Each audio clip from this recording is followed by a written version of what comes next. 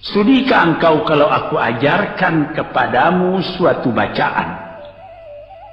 Apabila bacaan ini, yaitu berupa doa, engkau baca pagi-pagi, dan nanti petang-petang pun engkau baca pula dengan hati khusyuk, insyaallah hutangmu itu akan terbayar.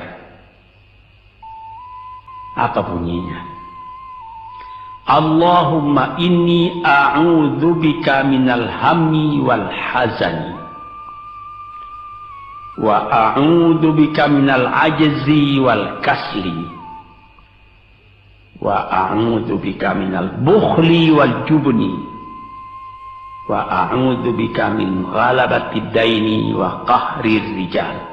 Artinya ialah, ya Tuhanku, aku berlindung kepada engkau daripada ini.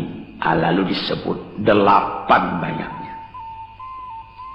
Yang pertama, aku berlindung kepada engkau susah dan duka cita, sudah 2. Dan aku berlindung kepada engkau daripada malas, daripada lemah dan malas, jadi 4. Dan aku berlindung kepada engkau daripada bakhil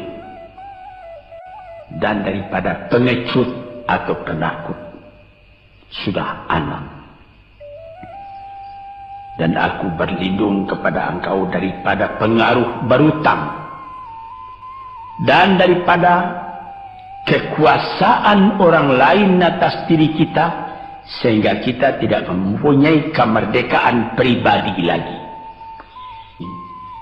Kalau kita terjadi pada diri kita beberapa hal, salah satu dari yang 8 perkara itu, baca doa ini pagi, baca doa ini petang, lalu berusaha, jangan cuma berdoa, berusaha, berdoa dan berusaha, Allah akan membukakan kepada kita pintu rahmatnya, memberikan nikmatnya yang berlipat ganda, sehingga segala sesuatu yang di kiri kanan kita menjadi kekayaan, menjadi inspirasi buat maju ke depan di dalam kehidupan ini. Apabila orang telah susah, pikirannya pun sudah tertumbuk, jalan untuk maju tidak ada lagi. Padahal dalam kehidupan itu, manusia tidak akan berjalan di atas jalan yang datar saja, yang bertaburkan kembang. Kehidupan itu mendaki, menurun, melereng, berenang, melalui ombak dan gelombang. Itu pasti dalam hidup. Apa yang disusahkan? Kusut, tak ada kusut yang tidak selesai. Keruh, tak ada keruh yang tidak jernih. Apabila pikiran kita telah susah lebih dulu, maka gelaplah jalan yang kita tumpuh ke muka dalam kehidupan tadi. Yang menyebabkan orang duka cita itu memang banyak. Misalnya kehilangan barang yang disukai, kematian orang yang disenangi, bahaya yang datang dengan tiba-tiba, orang yang ditunggu sudah lama tidak datang, barang yang dicari tak bertemu, dan lain-lain sebagainya. Lalu tumbuh hazan, duka cita.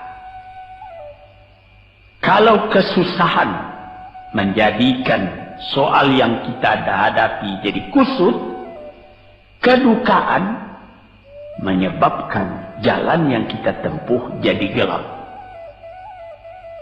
Nah, ini dua hal yang bisa menghambat, menjadi rintangan bagi manusia di dalam kehidupannya.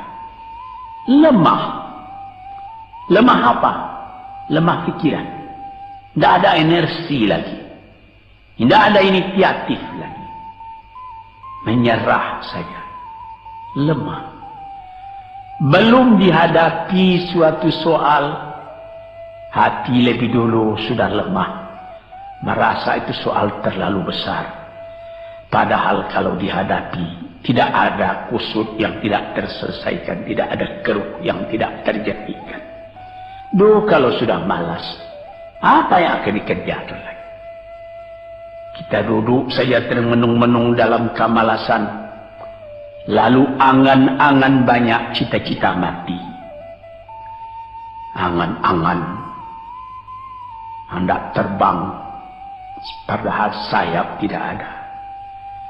Angan-angan hendak mempunyai ini, hendak mempunyai itu, hendak mempunyai Mercedes-Benz, hendak mempunyai rumah besar, tapi ikhtiar tidak ada. Sebab itu ada pepatah dari orang tua-tua kita di zaman dulu, dikatakannya mati, ini di zaman penjajahan dulu nih, mati Belanda karena pangkat katanya, mati Cina karena kaya katanya, mati Keling karena makanan katanya, mati Melayu atau Indonesia karena angan-angan. Nah ini dia, angan-angan karena malas saja, berangan-angan, tapi malas, jadi tidak jadi. Dan itu membentuk juga kepada diri kita. Orang pemalas itu jalannya lunglai saja, matanya muram saja, tak jauh dia memandang. Nah, ini penyakit, dan aku berlindung kepada engkau daripada bakhil dan pengecut. Ini lebih berbahaya lagi. Dikumpul-kumpulnya harta banyak-banyak, maksudnya tadi hendak menguasai harta itu. Lama-lama dengan tidak disadarinya, harta itulah yang menguasai dia. Dia menjadi bakhil. Siang malam tidak ada kesenangan, cuma sibuk cari uang, cari uang, cari uang. Kemudian simpan banyak-banyak. Gunanya ya cuma mengumpul itu saja.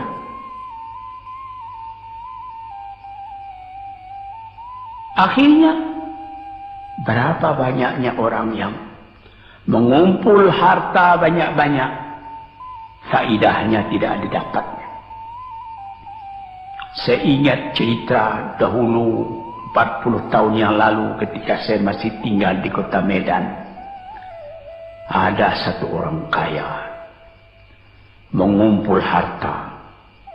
Terkenal dia kaya di Medan, beberapa buah rumah, puluhan rumah yang dipersewakannya, dan ada lagi harta-harta yang lain. Dia berjalan di jalan raya kota Medan itu dengan jalan kaki pakai payung satu. Padahal orang sudah mulai membeli mobil, entah Cadillac lah, entah Chevrolet lah, model-model yang terkenal sebelum perang. Anaknya mengambil faidah dari kekayaan ayahnya. Dia beli mobil dengan uang ayahnya. Lalu orang bertanya, "Tuan, anak Tuan sudah naik mobil, Tuan masih jalan kaki." Apa jawab si bakhil tadi? "Saya anak orang miskin, anak saya anak orang kaya," katanya. Nah, inilah orang yang bukan lagi mencari harta buat menguasai harta itu, tetapi dia mencari harta buat dikuasai oleh harta. Pengecut ini menjadikan separuh dari kehidupan manusia menjadi gagal. Ada pepatah orang,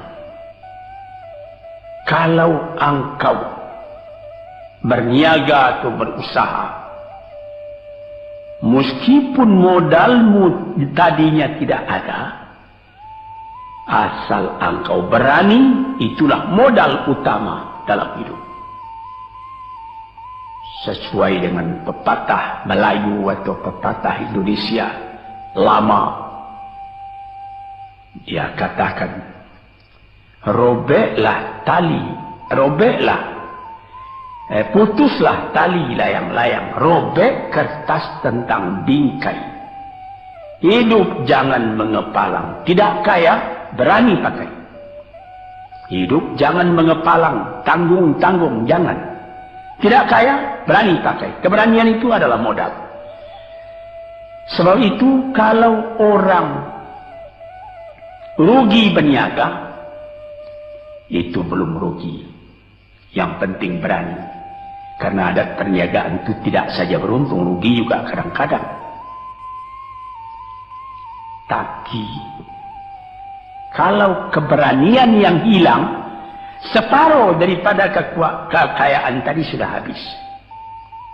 Walaupun masih banyak ada, tapi keberanian tidak ada, separuh sudah habis. Akhirnya, walaupun kekayaan besar, tapi kepercayaan hilang, itu namanya habis, tidak ada lagi. Walaupun berjuta yang tinggal dalam tangan, tapi orang tidak percaya. Apa lagi artinya? Sebab itu yang pertama sekali modal itu keberanian menghadapi hidup. Hutang itu, nah itulah anak muda yang duduk di sudut masjid tadi, dipengaruhi oleh utang. Sampai Rasulullah sendiri pun mengatakan, iyyakum wad-daina. Jagalah supaya kalau sedapat-dapatnya jangan sampai berutang. Bisa juga berutang kalau keberanian tidak ada, dan berani itu membuka jalan buat mencari bayarnya. Tetapi kalau pengecut, berutang lagi itu payah buat membayar. Sebab itu Nabi mengatakan, iyyakum wad-daina. Saya akan sedapat-dapatnya elakkanlah supaya jangan berutang. Fa innahu hammun bil laili wa mazallatun fin nahari. Hutang itu susah pada malam hari, mata tidak mau tidur. Dengan apa imbangan hutang tadi, berapa utang, berapa yang akan diterima, sehingga mata tidak mau tidur malam itu memikirkan hutang. Akhirnya mazallatun fin nahari, kalau siang hari badan berasa hina, tak berani keluar dari rumah. Kota Jakarta yang begitu besar, bersilang siur, jalan-jalan raya, jalan Tamrin, Diponegoro, Imam Bonjol, Cut Mutia, dan lain-lain nama jalan. Ada orang yang jalan itu bertambah lama, bertambah kecil jumlahnya. Kalau orang lain mempunyai 100 macam jalan, dia paling tinggi cuma 2 saja jalan yang dapat jalani. Jalan dari rumahnya ke tempat yang tertentu, ke lain dia tidak berani. Kenapa? Karena ada tempat dia berutang. Jadi dikatakan dalam hadis itu, orang berutang malam tak mau tidur, siang malu sama orang, takut akan ditanyai, takut akan dicari. Ataupun dia berbenam di rumah, datang orang menunggu piutang, dia bilangkan kepada pembantunya atau kepada anaknya, katakan bapak tidak di rumah. Anak yang tolol atau pembantu yang tolol menjawab, mana bapak? Dia suruh bilangkan bahwa bapak tidak ada di rumah. Kata anak tadi, betapa susah. Kita tidak mempunyai lagi kemerdekaan diri buat menyatakan perasaan kita, karena kita segan kepada orang. Kita terlalu banyak berutang budi kepadanya. Kita terlalu banyak mendapat hadiah daripadanya. Kita terlalu banyak dan lain-lain, sehingga mulut kita jadi tertutup, tak dapat bercakap lagi, ditekan oleh hutang budi kepada orang tadi. Kemerdekaan diri tidak ada lagi.